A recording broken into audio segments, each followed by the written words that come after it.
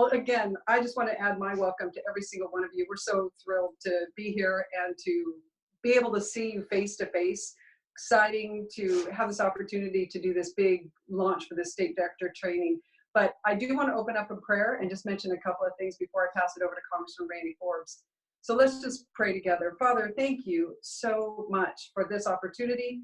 God, we love these people, these state directors that you've given. Every single one of them is so valuable in your kingdom personally, but also to us, Lord. We're so grateful for each one and all they're doing, the assignments you've given them. So, Father, we just ask that this training, this opportunity, this overview would be glorifying to you, would be equipping, Lord Jesus, and would be an inspiration to all of us as we unite our efforts into one movement together around this. So thank you, Lord Jesus, for being in our presence. In Jesus' precious name, amen. All right, just a couple of things. First of all, I just want to say thank you for every single one of you who has given such valuable input, feedback. You've worked on the state director training and what we're doing today and all of the pieces that you're going to be seeing rolling out, not only through this call, but also subsequent trainings and the resources and the materials that we're going to be giving you. We want to give a special thanks to Tony, Tony Rose in Arkansas, who put in a lot of extra effort as one of our volunteers. She's a state director, and said, let me help you with feedback. She has in particular expertise in sales and training. And also thank you to this team as well. Summer, Angie, Jamie, everybody, Nick, of course, Randy, everybody has put in so much work, and Jess as well, to put this together to make sure that we have first-class training for all of our state directors. So thank you to this team as well. So two things have converged over the past year that both played a part in developing this training. The first one is that we wanted to provide you more tools, more resources based on the time that we've met you and all your feedback, met with you in person last year and all the feedback you gave, in addition to all that you've been giving along, what you've been doing, what you've been asking for to help equip you. So we wanted to make sure we gave you more resources, better tools, better language, equipping so that you could ensure that you have are equipped to do what you want to do through this position. And that includes some revamping of some things like the State Director Handbook, and also some new things that we are very excited to talk to you about: the state faith assessments, the presentations, elevator speeches, these things we've been working on to present them for you. You're not going to be getting all of those today. You're actually going to get a big overview, and then we're going to send you the handbook and also next steps for training and getting into the weeds of all that. But the second thing is that we wanted to revise the actual training processes that we go through to make it scalable as we add more state directors. You can imagine Summer trying to be the state trainer and acquisition and training and equipping all of our state directors in 50 states. It's a big job. And so we wanted to make sure that we made it easier for her, and also for all of you to have the resources you needed at your fingertips, and that you'd be able to know where to get those and how to access what you needed. We needed to make the process more scalable. The second thing that was happening at the same time of developing all that for you was we were also advancing here at the CPCF into crystallizing something that we had been doing informally for a decade, but then we began to formalize it in what is called now the National Strategic Center, and also the Faith Impact Network. Again, not a brand new thing, but instead the advancement and the crystallizing and the formalizing of something that's been coming along for quite some time. And so that's one of the things that Congressman Forbes is going to share with you about. And the purpose of this initial training just today, what we're trying to do is give you the big picture, the vision and the mission of what we're doing here together as a team. And then the subsequent training Zoom calls, they're going to get into the weeds. The resources that we give you, those will give you some of the details. So you won't get all of that today. Today's the why. Today's the big picture. Today's hopefully going to give you what you need so that you can put all those other things into practice, and you'll know why. And so now I want to actually invite Congressman Randy Forbes to come and talk to us. But before, I really do want to introduce him, because some of you may be new on the call, and I want to give you a little bit of background to give you some understanding of just how uniquely God has equipped this man to be in this position right now for this task. So he, as many of you know, was a 16-year congressman. And while he was in Congress, two of his many successes was forming the Congressional Prayer Caucus, which he'll tell you a little bit more about. And a second is chairing the Sea Power Subcommittee, which is a very powerful committee that oversees the Navy and the Marine Corps, as well as national defense around the world. And so before that, he was also a 12-year state legislator, as well as a party chairman for 5 years. He is recognized as one of the nation's top strategists. He was the Senior Distinguished Fellow, actually teaching strategy at the U.S. Naval War College in Newport, Rhode Island. He tells some great stories about standing up and actually talking to our greatest minds in America and actually having to teach them some things about strategy. You'll have to, hopefully he'll give us a chance to tell that story at some point. He's also a practicing attorney who provides strategic analysis to Fortune 500 companies as well as countries. He has some incredibly unique talents and skills and expertise to bring to the table. But most importantly, he's a man of prayer. He's committed to Christ. And he's also committed to this calling, this fight for faith for America. And that is why I'm excited to introduce Congressman Randy Forbes. So he is the president of the foundation and the lead strategist of the National Strategic Center. Randy. Well, Leah, I want to thank you for all that you do. Leah is a true treasure for all of us and the expertise that she has and fighting to build the Congressional Prayer Caucus to where it is today. And I want to just echo what Leah said. We want to thank you for all that you have done, that you are currently doing in this great fight for faith. I know how tough the world is today, and I know all the challenges that many of you have, that you sometimes it seems like it's overwhelming just to take care of our families and our jobs and to make sure we're surviving in a very, very challenging world. And you guys always do so much more because you're still in this fight for faith, and you do and fight this fight so well. And we just can't thank you enough for being partners with us in what we're doing. I also want to just echo again something else that Leah said, and that is that today we can't talk about everything we're doing because it would just take far more hours than what we have. Some of the things that we'll be talking about strategically will take us all day. We will have opportunities to do that together down the road. But today, in the brief time that we have, what we hope to do is kind of pull back the curtain and let you get a glimpse of just what you are doing and what you're a part of. And I think you'll be excited when we do that. A couple of things I'd like to dispense with right at the outset, though. Leah talked about prayer, and all of us are committed to prayer. It's been a fundamental part of my life. It is what my life has been based around. And yet, as we do that and we look at prayer, sometimes we can get comfortable because I can always walk in a corner, I can walk in a room and I can pray, and I feel comfortable. I feel like I know how to do that, and I can walk in there and do it. What seems to be tougher for us many times is to then get up after we've prayed and say, now, how do we walk out on the battlefield and actually do the things that we think God's called us to do so that we can be a part of this fight for faith and turn this country around and to go in the right direction that we're going in. And so today, I'm going to talk about that part of it. I'm going to talk about what we do after we've prayed and not just the prayer part. So don't draw the conclusion from that we are not fully committed to prayer. That's what we based this entire entity upon in what we do. But I want to share with you some of the other things that are going on that I think you'll be excited about.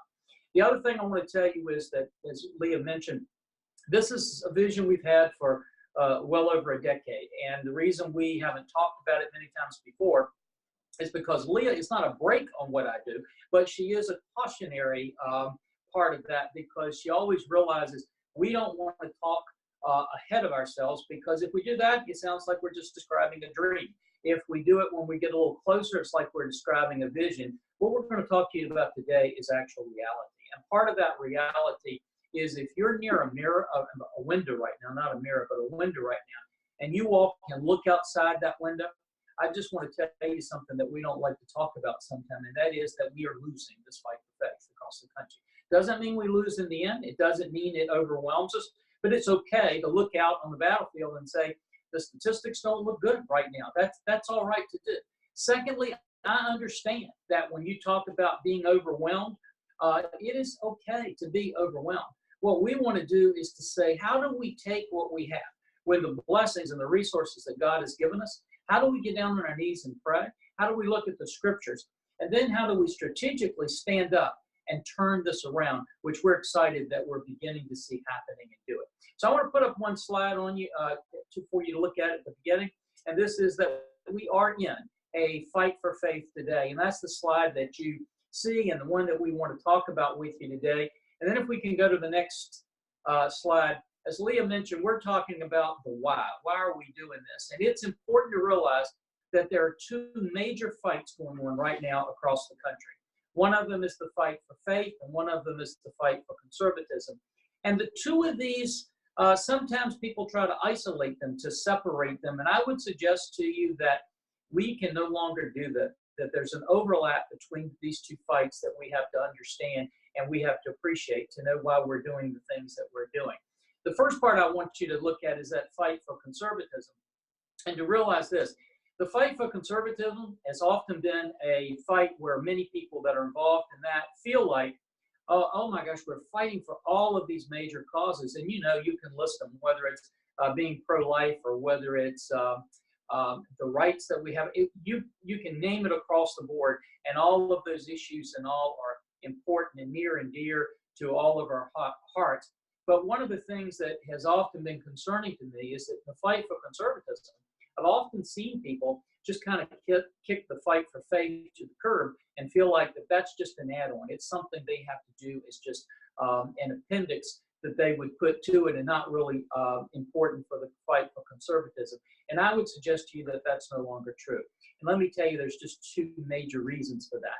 The first one is at the very core of conservatism, something that's being challenged today, is the principle, the belief that there is something greater than the collective will of a majority of the people in power. Liberals do not believe that. Liberals believe that whatever you collectively get from a majority of people in power, that you can enforce and you can push. But as conservatives, we believe that there's something greater than that. Jefferson would talk about inalienable rights that we might have. You might have a John Locke that would have talked about natural laws. But if you kick faith to the curb, if there is no faith, if there's no greater power than us as individuals, then it's very difficult to say that there is something greater than that collective decision-making of a majority of the people in power. But the second thing is just a pragmatic thing. Conservatives cannot win politically in this country without the support of the faith community and people of faith. But likewise, it's vitally important to realize that the people who are involved in the fight for faith have too often wanted to just kick government and politics to the side and say, we don't want to be involved in that. It's a messy business. It's not comfortable for us. We don't want to do it. And let me just show you a couple of reasons why they can no longer do that. We can go to the next slide. The United States was built as a nation of ideas. In fact, the Supreme Court even called it a marketplace of ideas. If you look at those ideas, they were all across the board. Some of them good, some of them not as good. But it was a magical kind of place because of all the countries in the world. It was filled with ideas. And if you try to glean three of the most popular, it would be the three that are up on this chart: freedom, liberty, and faith. Now, if we can move to the next chart. What we see under attack today is, if you look at the country and you look at different aspects where those thoughts might be prevailing, whether it's in education or it's in the church or it's in the school systems or whether it's in government, this is kind of a picture of what the United States looked like when I was growing up. Faith was a part of almost every particle of life. It didn't mean everybody agreed. It didn't mean everybody bought into the whole faith concept, but it was at least a part of the marketplace of ideas. And the Supreme Court would suggest in the marketplace of ideas, truth would win out. And quite honestly, I believe the same thing. Let me tell you where they are trying to take the country now, and you'll see this in the next slide. This is where they want it to be, where the only place that faith has in the marketplace of ideas is within the four corners of the church building. that it has no place in the public debate, public domain, has no place for even those ideas of truth to come out and be discussed or debated in school systems and politics and entertainment.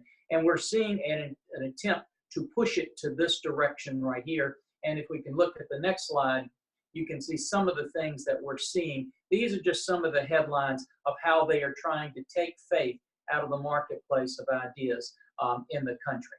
And then we can go to the next one. The other thing is, and I know this might be difficult for you to see, but this is a resolution that was just recently passed by the National Democratic Party, embracing people who do not support faith and talking about the millions of votes that they have to get from them. If they're going after that vote, then they're going after what those people want. And many times those people want a country that looks very much like the previous slide that I put up, where the only place that faith has in the marketplace of ideas is within the four corners of the church walls. Next slide. This is just recently the last major Democratic member of the United States House of Representatives, somebody that was pro-life, somebody that was part of our prayer caucus. Gradually, over the last decade, we started out with a lot of Democratic members. Bit by bit, they have eroded. Mr. Lipinski, Congressman Lipinski, was the last one. They are coming after him with a vengeance now. Why? Because of his commitment to faith and where he is. Next slide. Now, this is important for us to look at because many of us have seen this evolution. I can't honestly tell you whether or not this, from the left and the anti-faith people, if this actually evolved or if their goal was this all along and they simply mask it. But many of you remember it hasn't been more than a decade ago where you'd hear the anti-faith people saying that what their goal was to merely protect individuals from having the religion of others imposed upon them. It was a good selling point. They used it quite often until they started moving the pile. Then they shifted to one of trying to intimidate and silence Christians and to actually destroy religious freedom. That's what you saw in many of the headlines that we just put up. But today I would suggest to you that all of the indicators, what we're seeing is that they want to use what they're doing to amass political power and then to change the fundamental character and ideals of our country. We could go to the next slide. If you took nothing else away today, after we pray, after we read our scriptures, and we go headlong into the 21st century and what's happening out there, you need two things in today's world for any movement, any group to be successful. And they are strategy and their networks. Just a few decades ago, actually a few years ago, if I had had this chart put up, I would have said that you needed strategy and money. But today, if you give me strategy and networks, I can get the money. The most important things are having the strategy and having the networks. That's why we are focused so much on helping you understand what that means and helping you build that strategy and those networks. Next one. Strategy, it's important that we understand, is the fuel that runs networks. You simply cannot have networks today without the strategic options. There are many of us who have always believed that we can get enough people in a room that if we all raise our hand and somehow say, I'm in, I'm part of this network, that you can sustain the network. Networks aren't sustained today based on relationships. They're sustained based on strategic opportunities for people to exercise. The second one you'll see there is on networks. Networks are the arteries that bring strategy alive. If I have the greatest strategy in the world, but it stays within these four walls and I don't have networks to deliver it, that strategy can't operate in the 21st century. It's important that we look at what strategy really is. As Leah mentioned, I've taught strategy, studied strategy for years, looked at it for national defense, looked at it for corporate America. We brought those same principles to this fight for faith. And this is another one of those take-home provisions that if you don't do anything else, underline this. Strategy is not a product, it's a process. Over and over again, where Leah and I go, we'll have people tell us, give us a strategy. What they really want us to do is bring in a bag like we would if we were Santa Claus and reach in that bag and pull out this gift wrap strategy and say, here's the strategy, the answer to your problems. That's not what strategy is. Strategy is a process. It's an evolving, constant way of thinking. It's a different way of looking. It's not just planning. And over again, I will hear people across America talk about they have this strategy or they do strategic thinking when they're not doing strategy at all. They're trying just to create a product. They don't understand. You got to create the process. The second thing that's important about looking at strategy is what its goal is. It's not to maintain the status quo. Strategy, by definition, where it is in 21st century strategy, is changing the balance of power. It is to have more opportunity to do the things that I believe need to be done tomorrow than I have today. If we would look on a national level between countries, it's changing the power of power. If we look at it between corporations, it's changing their competitive advantage. But you and I need to know that that's the core of strategy. If we're trying to just maintain where we are, we're losing. If we're looking at strategic opportunities, we're trying to say, how do we change that competitive advantage? The third thing, and this is a hugely important one, is strategy is about learning to run to the start line, not the finish line. Everybody on this call, me included, we love to know the end game. We love to pray and hope that God's going to show us how it's going to end up, what things are going to look like at the end. I see so many people that spend days, months, years trying to plan out what the end game is going to look like. In strategy, you don't do that. Strategy, you play to run to the start line. It's an incredible story if you look at the University of Virginia, and they won the national championship in basketball last year. But one of the things that the reason they did it is because their coach, Tony Bennett, very committed to his faith, had an incredible loss the year before. It was one of the most humiliating losses in college basketball history. He owned that loss. He brought his team in. He sat them down. He applied strategic principles to that and said, how do we turn this around? How do we win next year? If you then listened after they won the national championship to their players, they were quoting strategic principles that he had taught them. And one of the principles they quoted was that the coach taught them to run to the start line, not the finish line. If we're really looking at strategies, we need to be training ourselves how we run to the start line, to get started, because the strategy is going to change, it's going to evolve, and not to spend all of our time seeing what the finish line looks like. Next point, Jane. The other thing is, as I mentioned, every time and everything we look at, it's how we're changing our competitive advantage so that we can make sure we're promoting the things that we think are important for the country and where we are.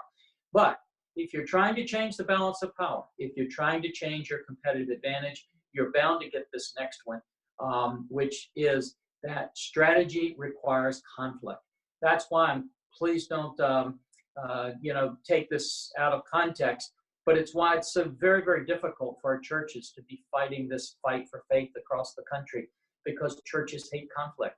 And by definition, that's what strategy is. So more often than not, what we'll see is if you're trying to change that balance of power or that competitive advantage, it means that you're going to have conflict there. And oftentimes what people of faith love to do is to take all the things and do all the things that don't create any conflict, but they leave the conflict alone. The reason the other side is so successful is they don't mind the conflict, and that's why they're changing the balance of power. Now, this is another important thing. You won't see this in a textbook, but this is what we teach about strategy. This is the three different models of strategy that you see in the 21st century. The first one you all are familiar with, it's a task force model. Basically, this is what happens in a task force model. I appoint 10 people, 20 people to a task force, and I say, find a strategy that will deal with a particular challenge. One of the greatest ones we had was the Manhattan Project, where we actually discovered a atomic weapon during World War II. That is a good way of developing strategy, but it's a slow way of developing strategy. Nevertheless, people of faith use it, and people on the other side use the task force model. The second one is called a consensus model. It is absolutely the worst model for developing strategy you can get. If I were to teach a course in strategy, I would say the last thing you want to do is use a consensus model. You never build strategy from consensus. You always build consensus from strategy. Consensus basically means this. I put 20 groups in a room, 40 groups in a room. Some of you have been in those rooms. They then put 4 or 5 PowerPoint issues up on a screen and say, who's in favor of strategy number 1? Raise their hand. Who's in favor of strategy number 2? It would be the equivalent of me going to the Pentagon with our admirals and generals and doing the same thing. Every aircraft carrier guy in there would want more aircraft carriers, every pilot more planes, every soldier would want more soldiers, and you'd never get the right strategy. Nevertheless, people of faith love this model they try to use it over and over again, even though it's an incredibly ineffective model for developing strategy.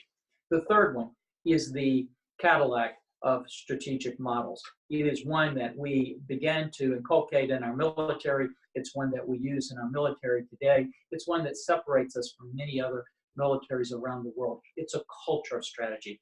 We teach people to make strategies at different levels so that you have all kinds of capabilities of creating strategies. So if I lose an admiral, if I lose a captain, I still have other people that can make those strategic decisions and think strategically. Now, the reason this is so important is because if you look at what's happening in the anti-faith attacks today, they don't have just one place that's bringing out a bunch of strategic products and saying, here, run with this. What they have is a culture of strategy that they've created where you have literally hundreds and hundreds of strategies happening every day across the country. 50 of them might be terrible and fail, but 5 of them they succeed, and then they replicate those across the country. Most people of faith have no clue what a culture of strategy really is, much less that we've tried to build one. If you look, these are some of the strategies that we've just put up there that they're actually doing, and if you read those, they're absolutely frightening to where you and I believe the country should be. Now, this is the effects of what they have done by building this culture of strategy and building their networks. The first thing is they've tarnished the Christian brand. 20 years ago, 30 years ago, you had a young man coming along. If he was considered a Christian athlete or a Christian businessman, people said that's a wonderful thing, even if they weren't. Today, they've tarnished that brand. So they've tried to make people believe if you're a Christian, you're something that really you're not. The second thing, they've distorted our message. The message they say that we're saying is not the message we're saying at all, but they've been successful in doing that. Third thing, they've isolated Christian leaders. I know, I've been there. People will say, we support you, we're behind you. But as you guys know, working with these legislators, once somebody goes out on one of these issues, they feel like they're on an island by themselves, and nobody's out there supporting them around them. Next thing they've done is they've increased the cost of public faith. No longer can a student simply say, I believe in Jesus Christ or I believe in God, and not suffer consequences. And the result is that many of our organizations are being no longer recognized as actual organizations on college campuses and other places around. People who express their faith openly sometimes are suffering economically and through their careers. And finally, they're systematically removing faith from almost every part of the marketplace that they can do. Now, the other thing I told you about at the beginning is strategy is important, but if you don't have networks, you can't implement your strategies. They have built a number of networks, but here's the important things to understand about networks. Networks require these 3 basic things. First of all, they've got to be executable. If you have strategies that are just pie in the sky, I'm going to take over the Supreme Court, or I'm going to change every legislator in the country, they normally don't work very well for building networks. You have to have things that are actually executable. The second thing, you have to have strategies that we bring down to the fastest and simplest decision point. Let me tell you what that means. If we have a strategy that you have to go to your church or go to your organization and have a board of directors vote on it, or the elders or the board of trustees vote on it, it's probably not going to happen. That's why we spend a lot of time here taking these strategies and then creating what we call toolkits. Toolkits are ways to put them in a very simplistic way in front of people where an individual can make the decision to implement them themselves. That's the way they get exercised the quickest. That's what the other side has succeeded in doing. And finally, they can't be the same thing. Can't be just write me a check. It's got to be consistently refreshed. The other part of building networks is the messaging. And so oftentimes as people of faith, we say, what's the right message for us? What we really mean is, how do we win this argument? How do we convince people that disagree with us that they should agree with us? But messaging is far more important than that. It's far more varied than that. The first thing is that in messaging, we have to message well what the strategic opportunities actually are. We have to be able to tell people, this is something you can do. This is how you do it. We spend a lot of time looking at that. We'll be talking to you more about that down the road. Second thing is we have to persuade others to accept those strategies, that they're the right strategies, the right thing to do. But the third one is something we oftentimes miss. The third one is giving voice to existing values and beliefs. So I am realizing that I have so many people out there that would be part of my network, but I just need to give them the right way to articulate what they already believe. One of the greatest examples, not being partisan, you can pick which party you want, but one of the greatest examples of that was Ronald Reagan when he said, I didn't leave the Democratic Party left me. He wasn't trying to convince somebody to switch from the Democratic Party. He was trying to say to the people that are already left, this is a voice for the values and why you did what you did. And then the final thing is we've got to inspire them so they actually get up off their seats and actually go implement those strategies. This is just a glimpse of how big their network is and what it looks like. It's also important to remember when we're talking about networks, we're not talking about some meeting where everybody comes together and says, oh, I'm signing up on your network. Oftentimes, people that are part of the networks don't even realize they're part of the networks, but they're still executing the strategic things they want to be executed. They're still doing the messaging that they want them to do. The next one. So what do we do? How did we respond to this? Well, the first thing you've been a part of is we have built the first ever National Strategic Center. This center is located in Virginia. It's about 10,000 square feet. We believe it's the only one of its kind in the country. What it's designed to do is kind of around the clock to look at the strategies that are happening around the country, to unbundle them, to see what they're doing, how they're doing it, why they're doing it. But then to take all of these meetings that you see around the country where people come together to create strategies and nothing happens, well, we take those and view them as kind of seeds that we bring back into this center so that we can, one, help create the right strategies to respond. But then, as I mentioned, that we can build the networks, we can get the toolkits so they can actually get implemented. Now, we couldn't do all of this in a single building because we just couldn't get all of the right people in that one building. So not only do we have a talented core of people working here, including attorneys and strategists, but in addition to that, we have a network of strategists we're building around the country, the best of the best, whether it's college football coaches or basketball coaches or business people or legislators or retired military officers who can actually come together virtually in our war room here and take these strategic things that are happening, put eyes on them and say, what's the best way to respond to that? What's the best strategy for us to do to implement to respond to what's going on? Now, Leah mentioned earlier that we would talk about actually how all of this got started. We are coming to you today from our room 219 here in our center. It's a replica of the actual room 219. 219 was the room that's the closest room off of the House floor. It is in the United States Capitol. And what happened there was we had a group of people, we really felt that we needed to come together to pray for the country. Once again, we were running to the start line, not the finish line. We didn't know where it was going to end, but what we knew is we had to do something. And the first thing that we felt we needed to do was that call to come together and pray for the country. Well, like any time when you have what you think is a good idea, some people join you, some people don't join you. But for about 6 months, it was just me that would go into that room. And we would go in, as many of you know, on a congressional session, you come back in either on Monday or Tuesday. It normally starts at 6:30, your first votes, because people are flying in from all over the country. But after we cast that first vote, we would go into room 219 to pray. For about 6 months, as I mentioned, it would be me. Sometimes it was me and one other member of Congress. But by the end of 6 months, I have to confess to you, I was a little bit discouraged. And one night, I literally had finished praying, and I asked the Lord, I said, you know, if it's okay with you, if this is not what you want me to do, would you release me of this? Because it's a little bit embarrassing.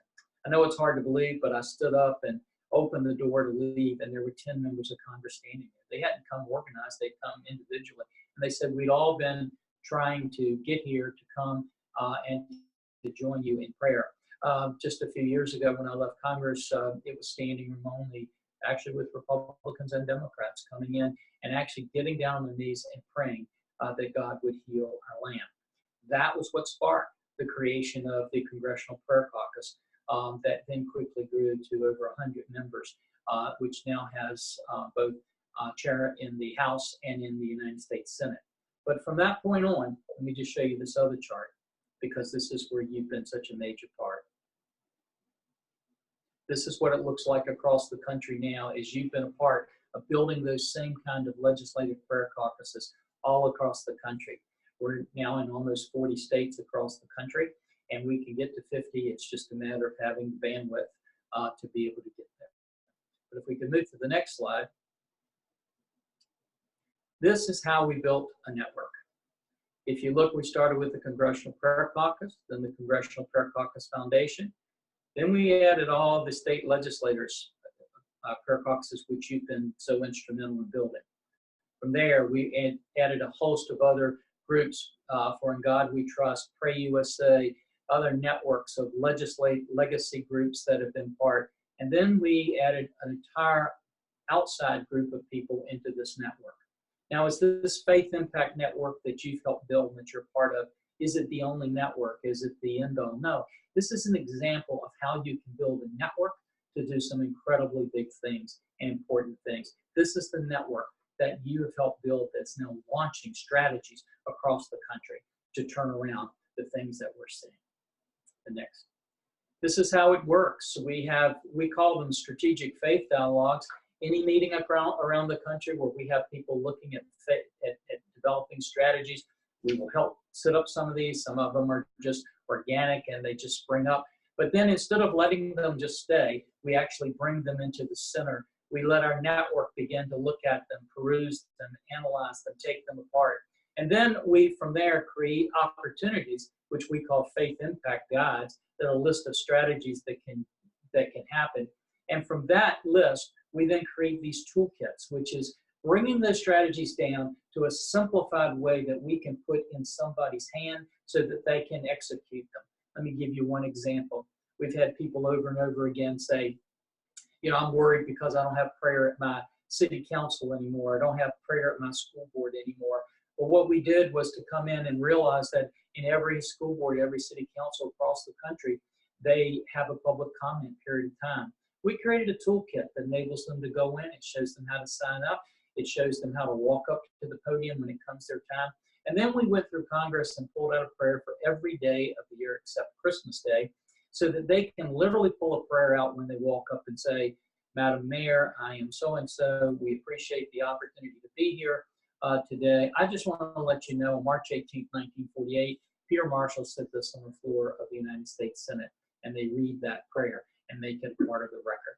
It's something they can do.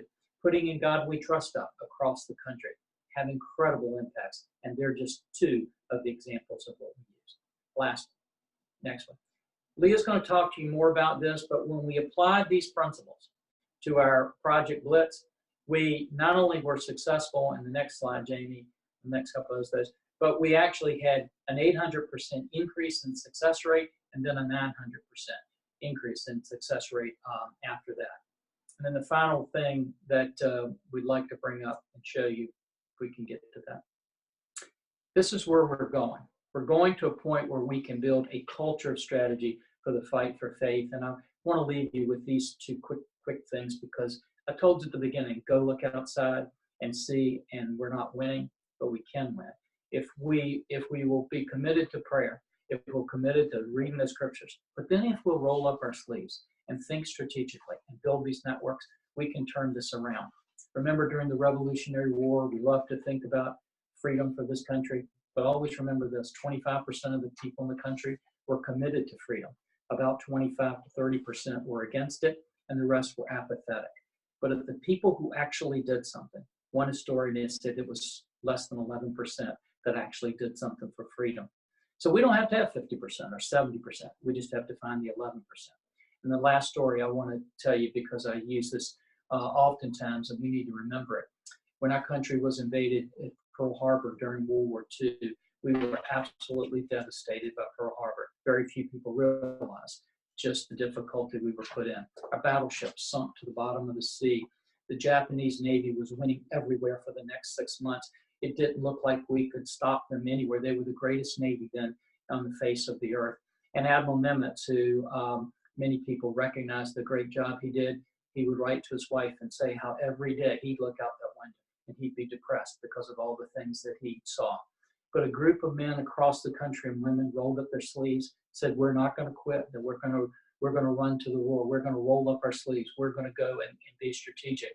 They sent 3 aircraft carriers to face the entire Japanese Navy, and in 8 minutes, the entire world shifted around, the entire war shifted around, and those aircraft carriers defeated all of the Japanese aircraft carriers. That was essentially the end of the war. At that particular time on, the Japanese never lost or never launched another offensive naval attack from that particular point in time. We can win this fight, and I want to bring up Leah now to tell you one of the victories we've had, but the opportunities we have going forward. Thank you so much for being with us. Thank you, Congressman Forbes. That was excellent. And I hope you got a taste of the strategy. We wanted to give you that because it's so crucial to understand why we're doing what we're doing and where you fit into the full picture of all of this. So I'm going to just take a couple of moments to highlight some of the successes. Then we're going to open it up for Q&A. So I know all of you have tried to get into a position where you would be able to unmute your phones in just a moment, ask questions, make comments.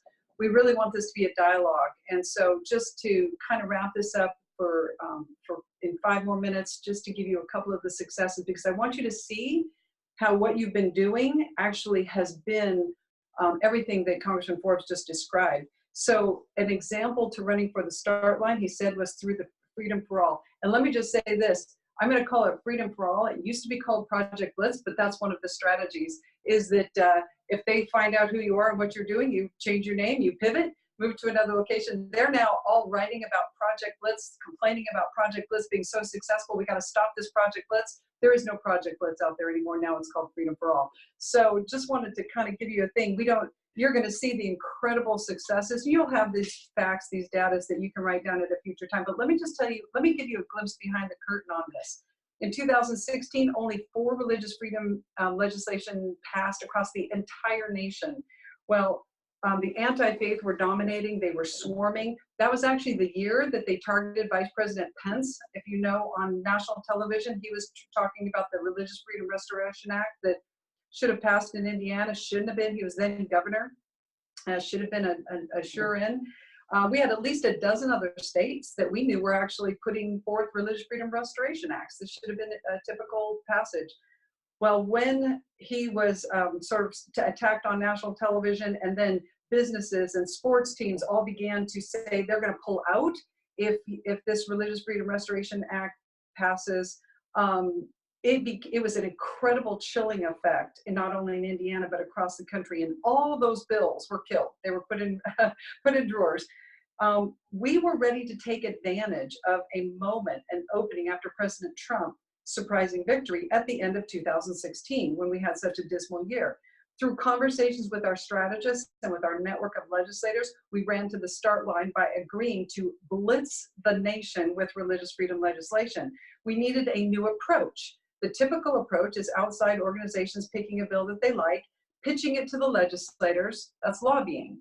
But instead we said, let's resource the individual legislators with religious freedom toolkits, give them a menu of choices so that they can pick what is best for their state.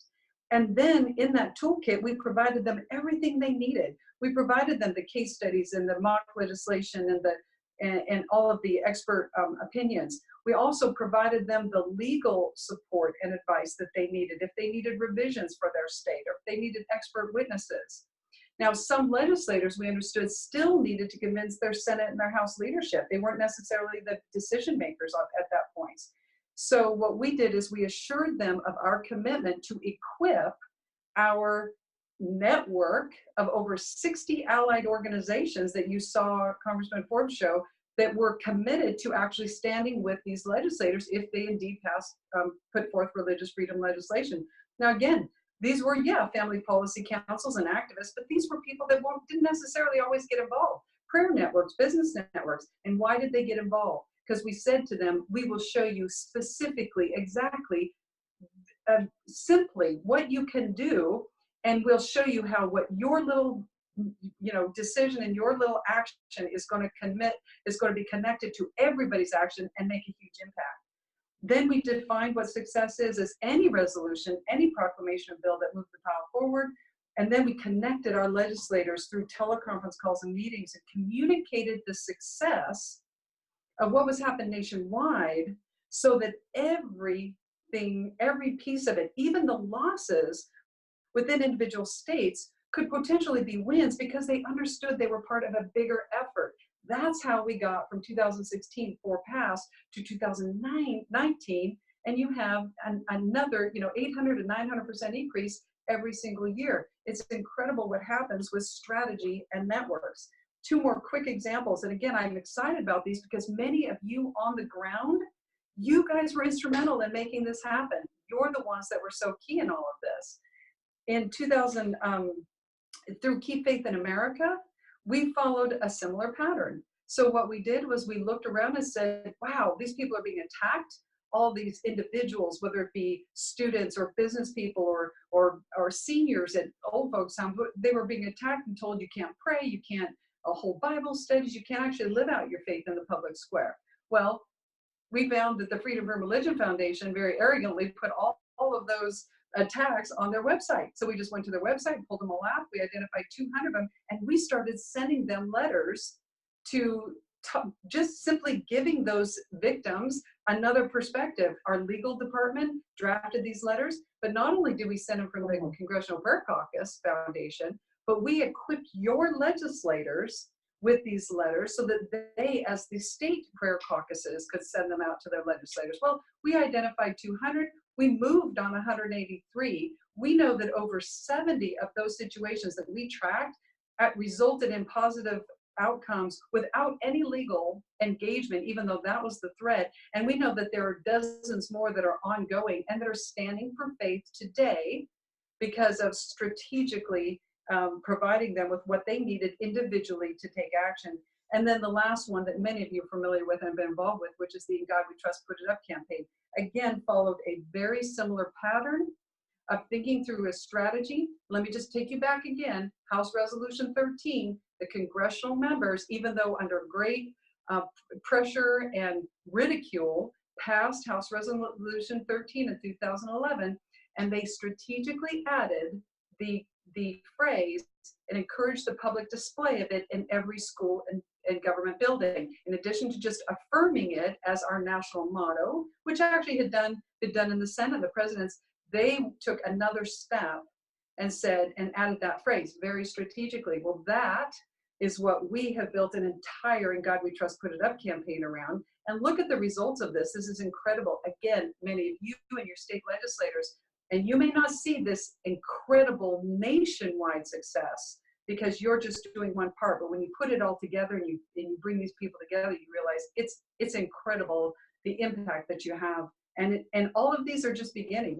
We're not even at the end game for all of these. They all have a lot more opportunities in front of them. And these are just 3 examples of so many.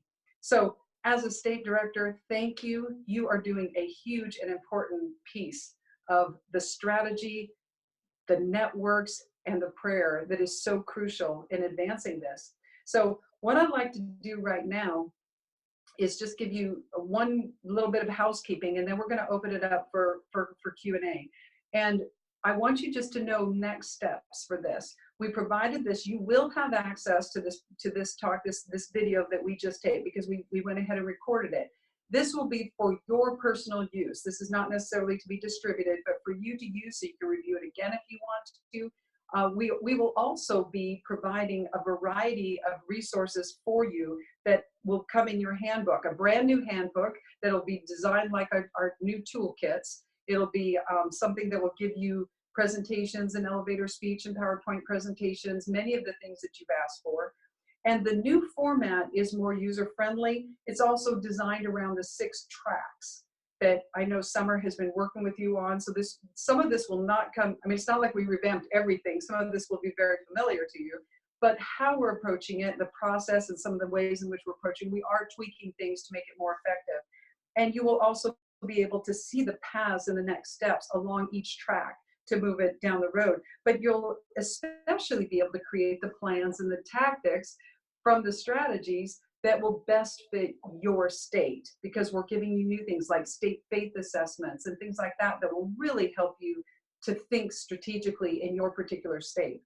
And so you're going to be invited to future trainings with Summer. We have 4 more that are part of this whole onboarding process. and we'll be letting you know about all of that coming up.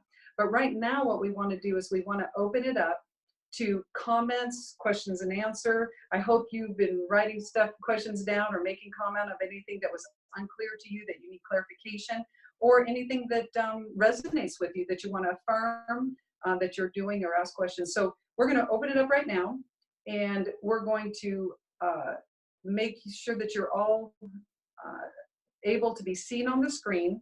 And if you have a question for Congressman Forbes or myself or Summer, just unmute your phone and ask your question. Tell us your name and ask your question. We're going to give you a second to unmute. Leah, this is Dale. Just wondering how soon we can expect to get those new director handbooks. So Dale, it will be within 48 hours. Oh, wow. Okay. Yeah, we've been working on all this to try to have it ready for you. So that when we could roll once we did this. Some of the components of the State Director Handbook will still be in process. We might give you a version now of, say, a presentation, and then let some of you use it and then get some feedback, and then we might get you a new version after it's been tweaked a little bit.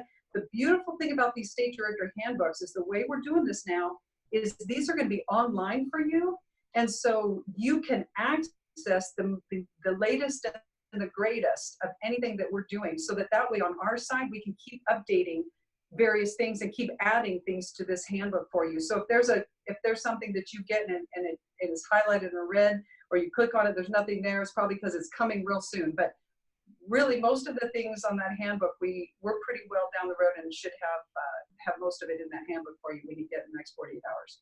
Great, thank you. You're welcome.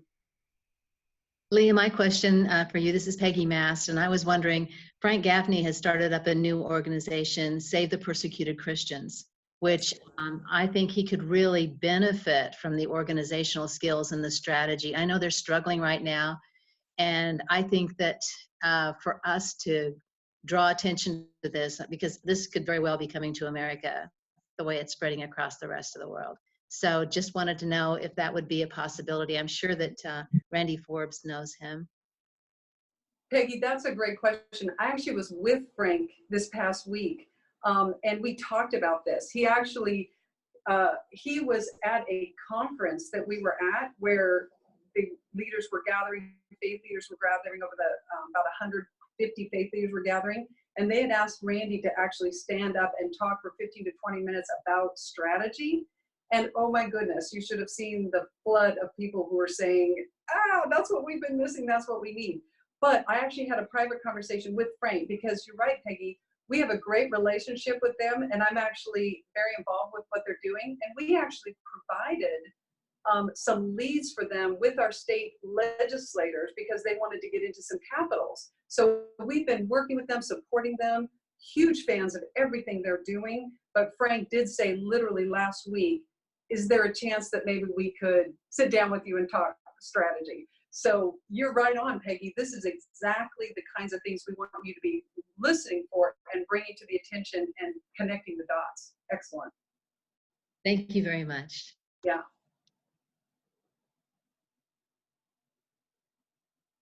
Summer, this is Pam. Hey, Pam. Hey, this was excellent. It was very easy to follow, and the strategic component, it was very powerful.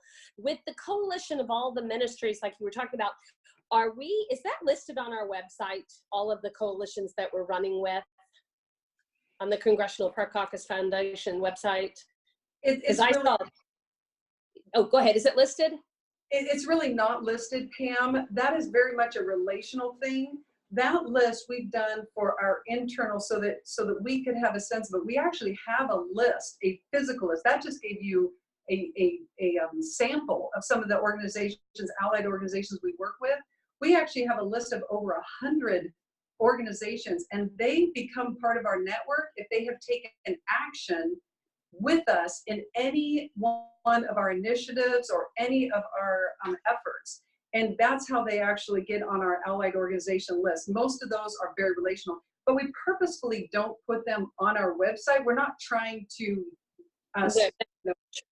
But do we have access to that? Because it would actually help us on the state level working with other organizations. When I was looking at that, I thought, oh, wait a minute, I work with them, I know them, and it is by relationship and working together. So if we can get that list, or state by state as we need it, that just helps us with grabbing our arms and hands and running together. And I just, there, like I said, I was looking at it and thought, oh, that helps a lot. So anyway, thank you guys. I appreciate what you're doing, and we're praying for you. Thank you, Pam. And you make a really good point. I'd love to just take a moment and talk about the state faith assessment, because one of the things that we're doing with these state faith assessments, which I don't believe any of you have seen yet, is literally in the National Strategic Center. Nick Prophet has been leading the charge on this with several volunteers. We're actually creating a state faith assessment, which is literally taking a snapshot of the landscape in your state. This is helping you, and part of that is who are the pro-faith organizations that are taking action in your state? What is the anti-faith doing in your state? Some of them are very active in states, and it's very obvious. Some of it a little more subtle, but all of that is extremely helpful. In addition to that, in your particular state faith assessment, there's a section that talks about what programs or projects or initiatives is the National Strategic Center working with people? What kind of efforts are they working with in states? So for example, when we were on a state call, Marlene was talking about, we were talking about one of the efforts that we as a National Strategic Center are helping some folks in Hamilton and Chattanooga, Hamilton County. And we would want Marlene to be involved with that and understand what that is. We have 5 or 6 states where we're actively engaging at a pretty high strategic level with organizations. There's so many things that you will have access to in your state faith assessment that will help build your strategy for your state and know about various opportunities that you link into. That's great. Thank you.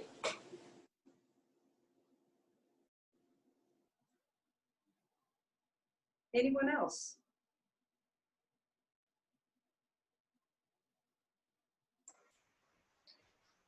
Leah, will our legislators have a copy of Randy's talk that he gave today?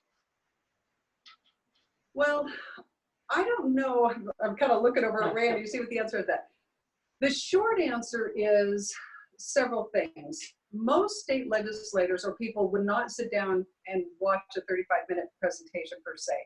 So what we've said to ourselves is, how do we best equip our state legislators to understand what we just gave you? So there's pretty much 4 approaches we're taking. One, we're making sure all of our state directors understand it. We're giving you all the tools and everything you need to understand it, because you're the feet and the mouth and the hands that are going to be right there by their side. Secondly, we're providing you a 20-minute presentation, which is a modification of what you just saw here, that would be what you could present at any conference or organization yourself as the state representative for this organization, and then how that ties into your particular state. The third thing that we're giving to you, potentially we're working on, is a short, and I sent the email to Randy about asking him to be prepared for this. So we've talked about this. You guys have asked for this at great length, which is like a 3-minute video that would just be a message to the state legislators from Randy Forbes, which is about all you will get them to click on. It's just about 3 minutes of sort of introducing what this is and why this is, and that would just be to whet the state legislators' appetite to listen to you, actually sit down and talk with them. The fourth thing that we're doing is we're actually giving you a 10-minute presentation that just has 6 or 8 slides where you can literally sit down and just have a conversation with the legislator and just show a few. You don't have to get into the whole thing about strategy and all that, but just give, this is really what this is and why this is so important. So we're trying to give you multiple ways in which you can equip your state legislators, inform anybody about what this is. And the last part of it is we are doing our best to be at conferences. We were at ALEC recently. We had about 80 people in that ALEC conference that came to Randy's strategy. We're going to be at Wall Builders, where a lot of our legislators are at Wall Builders, so we plan on being there. And thirdly, we absolutely have intentions of having our own summit and our own meeting. We've just needed to we didn't want to put the cart before the horse. And then finally, too, we plan on doing as many one-on-one conversations. I think we've talked to you about setting up meetings with your legislators in your state and getting Randy on the phone and talking to a team of them. Well, this is the kind of stuff they would hear straight from Randy's mouth. It's very powerful. So that's another thing that we've offered is if they're interested and you can pull them together for a meeting and get Randy on the phone. And we hope to be at the states as often as possible. I know in Pennsylvania, for example, we'll be going, and Randy will be sharing a lot of this with those Pennsylvania legislators because she's coordinating an event for Randy to come in and actually speak to them and then do strategy. And she's inviting faith leaders, business leaders, and legislators. And we're going to have an opportunity to do this and say, okay, now what's next? And then we'll get into some real action steps with those legislators related to Pennsylvania. That was kind of a big answer, but I wanted to show you it's usually not a simple answer to actually equip people. It takes multiple steps and multiple ways of touching them.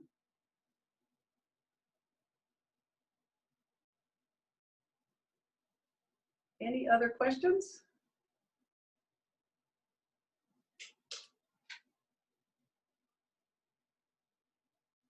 All right, this is the last call. Any other questions? And if not, we'll wrap you up. And